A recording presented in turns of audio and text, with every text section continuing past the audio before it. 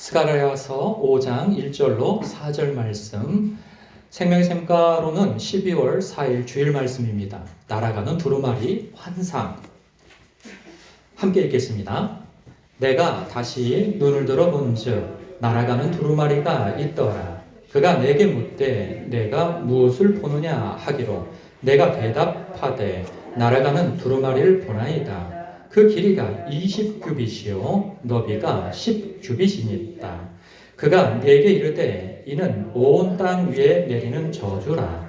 도둑질하는 자는 그 이쪽 글대로 끊어지고 맹세하는 자는 저쪽 글대로 끊어지리라 하니 만군의 여호와께서 이르시되 내가 이것을 보냈나니 도둑의 집에도 들어가며 내 이름을 가리켜 망령되이 맹세하는 자의 집에도 들어가서 그의 집에 머무르며 그 집을 나무와 돌과 아울러 사르리라 하셨느니라 하니라. 아멘. 성경을 보면요, 하나님의 나라가 세워지거나 또 교회가 세워질 때이면 하나님께서 특별히 거룩을 요구하시는 것을 봅니다. 출애굽을 한 이스라엘 백성이 가나안 땅을 들어갔을 때 보면 하나님께서 그 여리고 성에 있는 모든 것들을 다 하나님께 바치라고 그러죠. 어떤 것도 취하지 말라고 명령하십니다.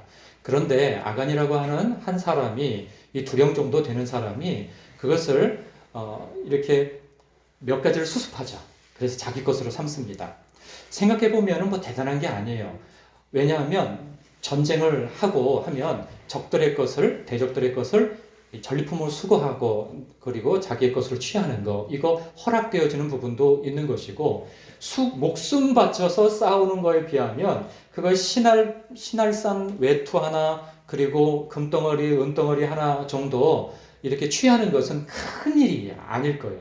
그런데 하나님께서 명하신 일을 한 사람이 어기죠. 그것을 자기 천막 밑에다 감추어뒀다가 그것이 발각되어집니다. 오늘날에 그런 일이 일어나면 그렇게까지 이렇게 멸절이 되어지기까지 하지는 않을 텐데, 그 사람을 하나님께서 진노하셔서 사람들로 하여금 돌을 던져 죽게 하고, 심지어는 그 일족들은 불태워 죽이기도 하고, 그래서 돌무더기가 되어서 멸망이 되어지죠. 그 한 일족이. 그런가 하면요, 신약 성경을 보면 초대교회가 세워지는 그 초입 부분에 성령이 충만한, 그래서 성도들이 막 감동하고, 그래서 저마다 자기의 것을, 자기의 재산을 팔아서 가난한 사람이나 그리고 먼 곳에서 그 흩어졌던 사람들이 외국에 있다가 명절이 되어져서 돌아온단 말이죠. 돌아와서 명절을 지키는 가운데 예수를 믿게 되어지고 성령을 충만함을 입게 되어진 거예요. 그러니 돌아갈 수 있습니까? 명절 끝났다고? 은혜를 받아야 되잖아요. 은혜 받은 사람들은 그런단 말이에요. 떠날 줄 몰라요. 그래서 그곳에서 뭐 여비나 뭐 이런 것들이 다 떨어져서 이제 돌아갈 때가 되어졌는데 돌아가지 못하고 있으니 뭐 생활비나 뭐 그런 모든 것들이 다 떨어졌을 거 아니겠어요. 그러니까 먼저 된 사람들이 알고 누군가가 이렇게 자기의 재산을 팔아서 다 이렇게 정리해서 와가지고 교회에 바칩니다. 교회에는 이렇게 자신의 여비 교통비 다 떨어지고 먹을 것이 없고 이러한 사람들에게 나눠주죠. 나눠줘서 견딜 만한 힘을 공급해 주는 거예요. 그래서 은혜 받는 거죠. 그 공급받은 그 돈으로 먹고 살면서 은혜 받는 거예요. 교회에서 막 은혜 받고 그러는데, 근데 어떤 사람, 부부죠. 아나니와 삽비라고 하는 그 부부가 그 뭐라고 해야 되나요? 시기심? 시기심이 좀 난 거죠. 다른 사람들이 막 자기의 재산을 팔아가지고 땅을 팔아가지고 교회에 내놓고 그러니까 사람들이 그 모습을 보고 얼마나 감사해하고 그리고 존경스러워 하겠어요. 그러니까 그 모습을 보고 그 사람이 신앙이 없는 사람이 아니에요. 근데 단지 자기도 그 인정 그리고 그 존경심을 받고 싶었던 거죠. 그래서 재산을 좀 팝니다. 땅을 팔아요. 팔았는데 그 판 것을 가지고 절반은 자기가 취하고 절반을 헌금을 한 거죠. 헌납을 한 거예요. 이것도 얼마나 귀합니까? 그런데 이 사람이 절반을 취하고 절반을 내놨는데 마치 전부를 내놓은 것처럼 이렇게 행세를 하게 되어지죠. 근데 오늘날에 그게 뭐 큰 허물이나 됩니까? 그렇지 않잖아요. 또 누가 알아요? 자기 속마음으로만 알고 있는데. 뭐, 그거 다 바쳤다고 하고 낸들 누가 알 사람이 있어요. 그런데 성령님께서 아신 거예요. 그것을 베드로에게 알려주시죠. 그랬더니 성령님의 마음을 가지고 네가 사람을 속인 것이 아니고 하나님을 속였다 했더니 그 사람이 그 자리에서 급사를 맞아 죽습니다. 그냥 죽어버려요. 오늘날 그런 일이 교회에서 벌어진다면 아마 교회 문 닫아야 될지 모르겠어요. 그러니까 그런 엄청난 일이 벌어진 거예요. 근데 여러분 오늘날 보면 그러한 일들이 얼마나 비일비재에 일어납니까? 뭐 전부를 바친 것도 아닌데 전부를 바친 것 마냥. 그러면서도 존경을 받고 인정을 받고 그리고 사람들로부터 이렇게 추앙을 받고 그러잖아요. 그렇게 아간의 일도 그렇고 아나니아와 삽비라의 일도 그렇고 교회가 그리고 하나님의 나라가 처음 세워질 때에는 하나님께서 특별한 거룩을 요구하신단 말이죠. 이것은 사실 그때만 요구하시는 것이 아니고 가시적으로 하나님께서 어찌 보면 우리식 표현으로는 본보기로 보여주시는 거예요. 하나님을 속이는 것, 성령을 속이는 것이 얼마나 큰 죄인가를. 그러나 사람들은 그래도 괜찮은 줄 알고 그렇게 죄를 짓고 한단 말이죠. 오늘 우리가 읽은 성경 스가랴서에서는 하나님께서 성전을 이제 재건을 해야 하는 이스라엘 백성들이에요. 이스라엘 백성들이 포로로 잡혀가 있다가 이제 고국으로 돌아왔어요. 천신만고 끝에 돌아온 겁니다. 무려 70년 동안이나 포로로 잡혀 있다가 이제 그 적국의 수장인 고레스 왕의 칙령에 의해서 다 돌아가라. 그리고 너희들은 돌아가서 너희 나라에서 성전을 세워라. 여호와 하나님을 위한 성전을 세워라 하고 보내줬단 말이에요. 그래서 돌아왔는데 제가 이제 배경 설명을 여러 차례 새벽 예배 때 말씀드렸어요. 근데 이 시간에 배경 설명까지도 다 하기란 좀 길고 이제 돌아와서 이제 재건을 하려고 하는데 그것도 우여곡절이 많았어요. 근데 우여곡절 끝에 재건을 해 나갈 때 사람들은 다 우려를 한 거예요. 이거 될까? 아직도 왕이 가로막고 있고 그리고 주변의 대적들이 다 가로막고 있는 이 상황 속에서 될까? 안 될 거야. 라고 하는 다 패배적인 마음 그리고 불가능하다고 하는 그러한 낮은 마음들이 다 있었어요. 그런데 하나님께서 학개와 스가랴를 통해서 학개에게는 먼저 성전을 재건하라! 라고 명령을 주세요. 그리고 난 이후에 이 스가랴에게는 그 성전을 재건하는데 문제가 뭐냐면 성전을 재건하라고 하셨으면 다른 장애물들을 다 걷어주셨어야 되잖아요. 그런데 장애물은 여전히 있어요. 그런데 하나님께서 믿음을 가지고 재건하라 명령만 있는 거예요. 그러니 다 주저주저 하고 있는 거죠. 왜냐하면 괜히 하라고 한다고 해서 했다가 왕의 칙령에 의해서 하지 말라고 한 조서가 있었거든요. 그런데 그것을 어기고 왕의 명령을 어기고 다시 성전을 재건하다가 그것이 발각이 되어지면 그거 지도자뿐만 아니라 온 민족이 다 멸족이 되어져 버릴 수도 있는 그러한 무시무시한 상황이거든요. 그러니까 하나님께서 이들의 마음을 연약한 마음을 아시고 스가랴를 통하여서 또 이 예언의 말씀을 주시는 거예요. 그러면서 하나님께서 내가 너희를 사랑한다. 그리고 내가 너희를 불쌍히 여긴다. 그리고 내가 너희를 돕기를 원한다. 그리고 나의 성전을 너희들의 손을 통해서 짓게 되어질 거야. 이렇게 예언을 하고 그리고 너희들이 대적들이 두렵냐? 그 주변 대적들이 두렵냐? 그 대적들도 내가 다 정리를 해줄 것이다. 그리고 너희들 지도자 스룹바벨과 여호수아가 있다. 스룹바벨은 정치 지도자이고 여호수아는 이 종교 지도자예요. 제사장이란 말이죠. 이 두 사람을 격려하세요. 이 여호수아는 새 옷을 입혀요. 누더기 같은 더러운 그 환상 속에 그 옷을 입고 있는데 그것을 벗겨내고 깨끗한 옷으로 입혀주신단 말이에요. 넌 깨끗하다 하고. 그리고 이 스룹바벨은 내가 시작을 해놨지만 마치지 못하고 있는데 너의 사명을 이제 다 할 수 있도록 내가 돕겠다. 그리고 너의 힘과 능력을 의지하지 말고 여호와의 영, 하나님의 영을 의지하여서 하라. 하나님의 영이 너를 도울 것이다. 하나님의 능력이 너를 도울 것이다. 이렇게 격려를 해주세요. 그리고 난 이후에 지금 이 환상이 이어진 거예요. 이 환상은 뭐냐면 읽어보니까 스가랴가 환상 가운데 본 것이 뭐냐면 큰 두루마리가 앞에서 날아가는 거예요. 그런데 저게 무엇이냐고 묻는 거지. 그러니까 생긴 거를 보니까요.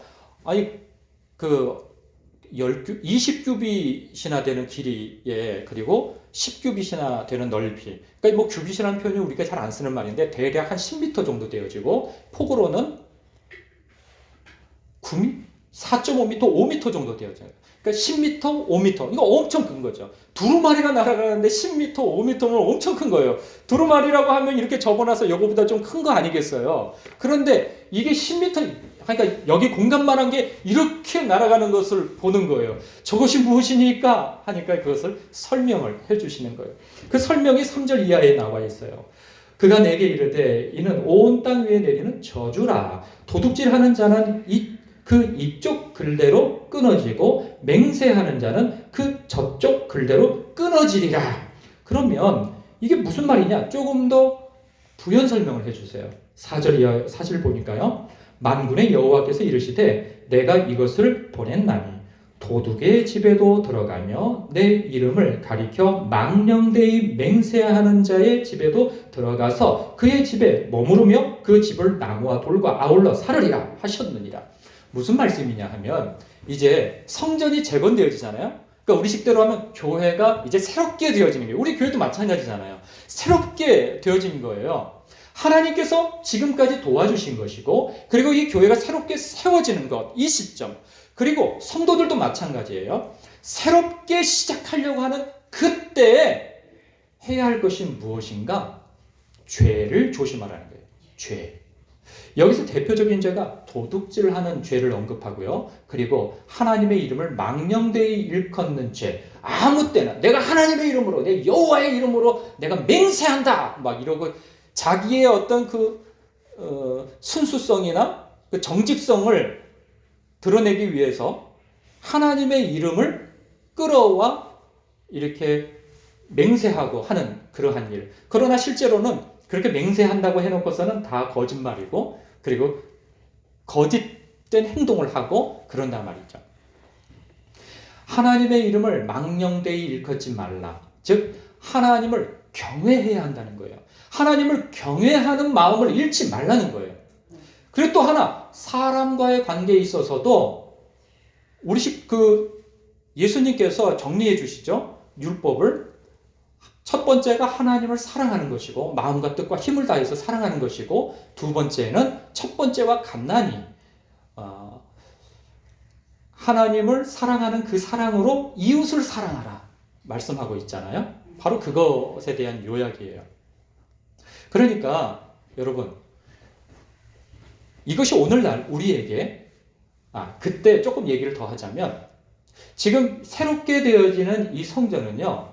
솔로몬 성전보다 굉장히 작고 초라해요. 솔로몬 성전은 그 유다가 가장 부강할 때 세운 성전이에요. 그러니 그 크기와 규모와 그 내용물이 얼마나 으리으리하겠어요.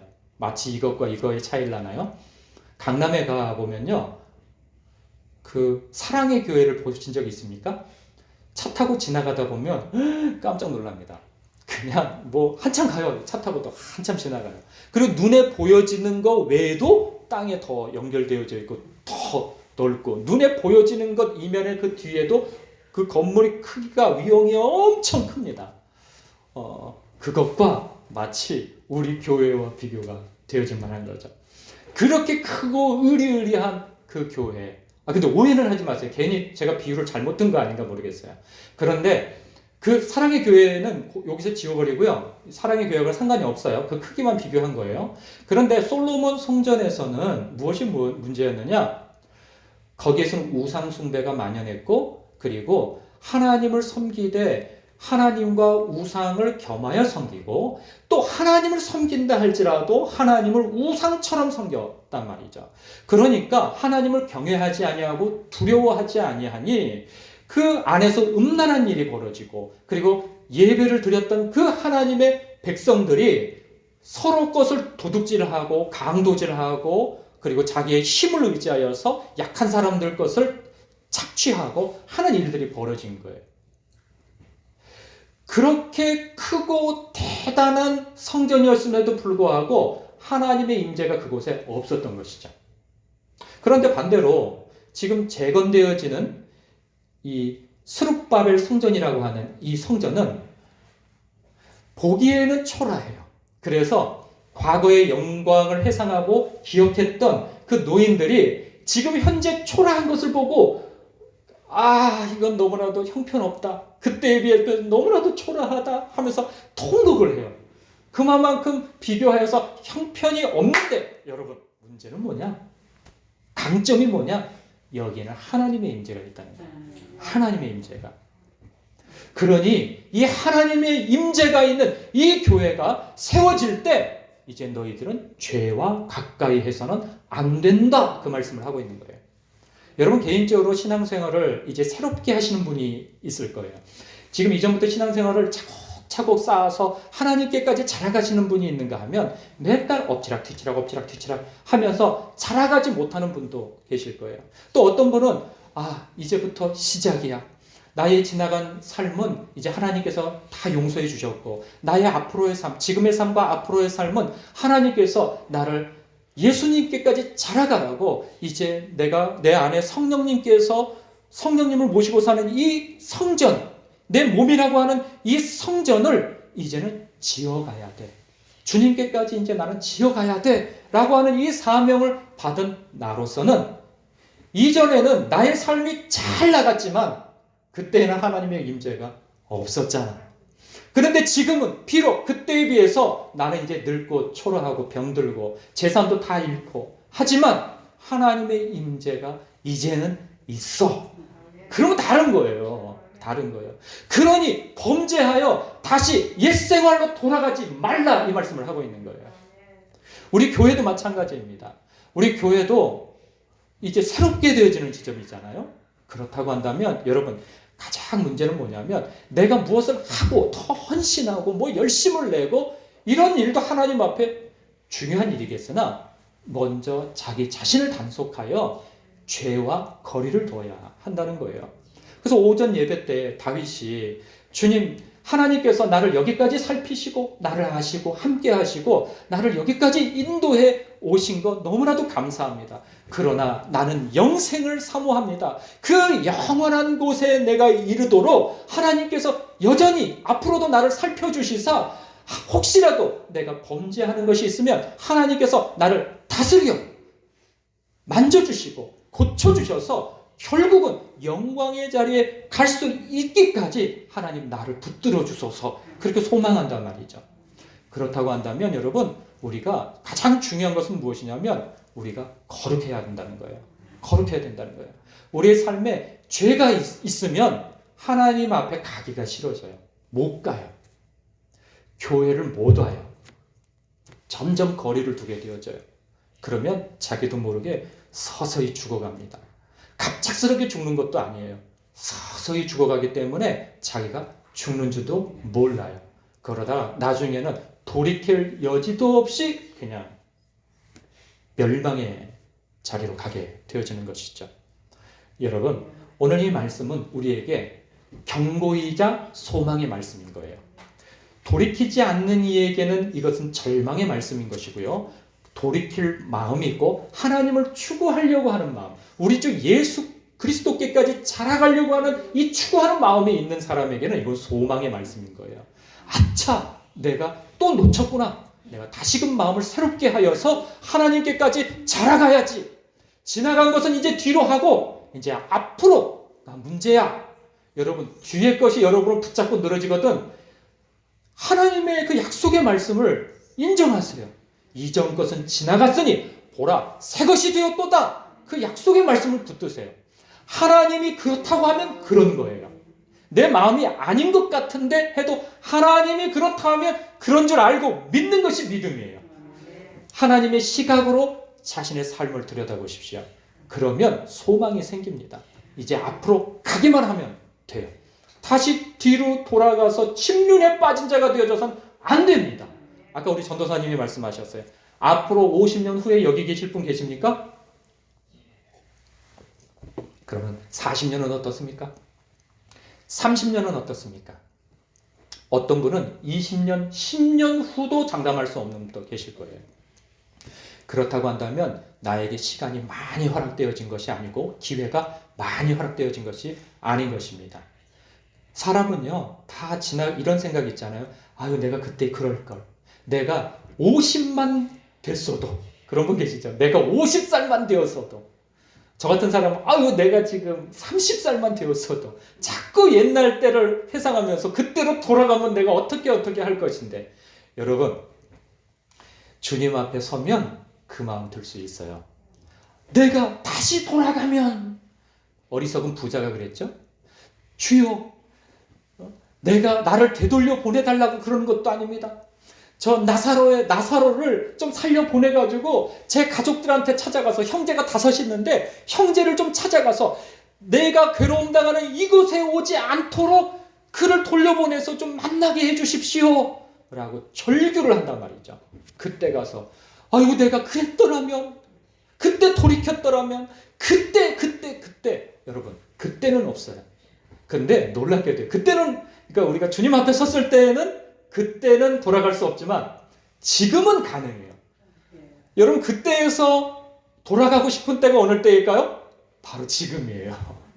네? 지금이에요. 그러니까 지금부터 하나님 앞에 충성되고 신실하게 살아가시면 되는 거예요. 지나간 거 잊어버리세요. 학교 다닐 때에도 꼭 그 있잖아요. 그 뭐죠? 맨투맨, 뭐 수학의 정석, 무슨 참고서 하나 뜬다고 들춰보다가 맨날 그 앞에만 시커먼 사람이 있어요. 그냥 뒤에 거는 그 왜 시커먼지 아시죠? 그거 하다가 처음에 열심히 해야지 하고 이렇게 가다가 중간에 그만둬요. 뭔 일 때문에 바빠서. 그럼 이걸 못해요. 그러면 나중에 다시 할 기회가 있어요. 그럼 딱 펼쳤더니 아이고, 하나도 기억이 안 나. 그러니까 또 처음부터 다시 또 가다가 또 이 일이 반복돼요. 1년 내내 반복되니까 진도가 못 나가고 요 앞에 10분의 1 지점만 시커매요. 저 뒷부분은 하얗고. 우리의 삶이 진보되지 못하고 자꾸 거기서 왔다 갔다 하면 나중에 그런 일이 생긴다는 거예요. 지금입니다. 지금 하나님 앞에 신실하시고 거룩하시고 충성되시고 하나님 앞에 아낌없이 나아가시길 주님의 이름으로 축복합니다. 기도하겠습니다. 하나님 아버지, 오늘 이 말씀 경고의 말씀이지만 도둑질과 하나님의 이름을 망령되어 일컫는 그 일들을 행하는 것, 이러한 자들, 그 사람뿐만 아니라 집터까지도 다 불살라버리겠다고 하시는 이 무서운 경고의 말씀이오나, 돌이키려고 하는 자에게는 이것이 소망의 말씀이고 위로의 말씀이고 격려의 말씀인 줄 압니다. 우리가 다 격려의 말씀이고 소망의 말씀으로 받게 하여 주옵소서.